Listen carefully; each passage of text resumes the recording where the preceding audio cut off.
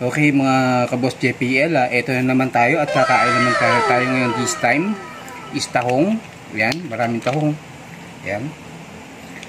So sabawan natin. So ito ngayon yung magiging pananghalian natin. Napakasarap ito guys. Ito ang isa sa mga paborito kong iulam. Dami nito.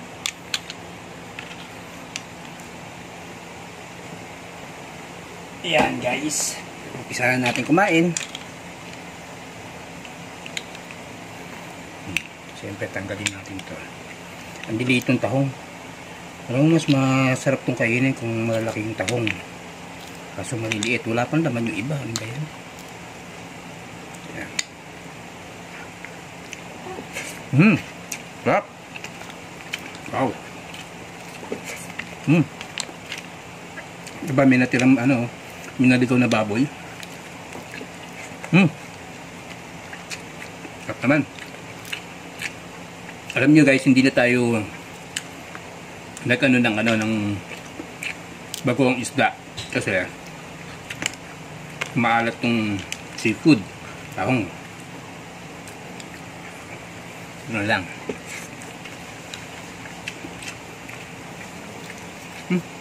Ang sarap ng tahong. Ang galing natin.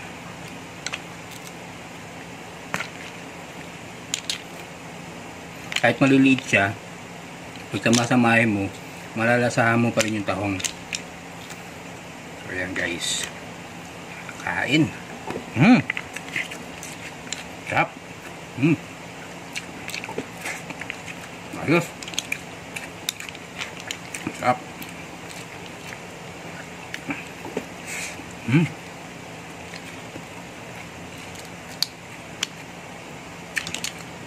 Bilis kong kumain no guys.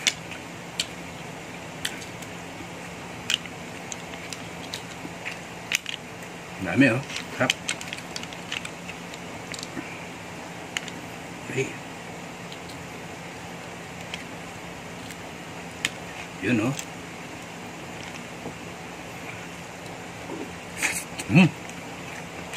Ayos.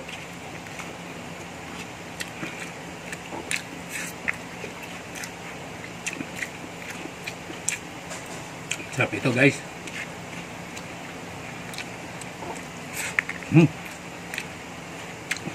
Ang subo na lang.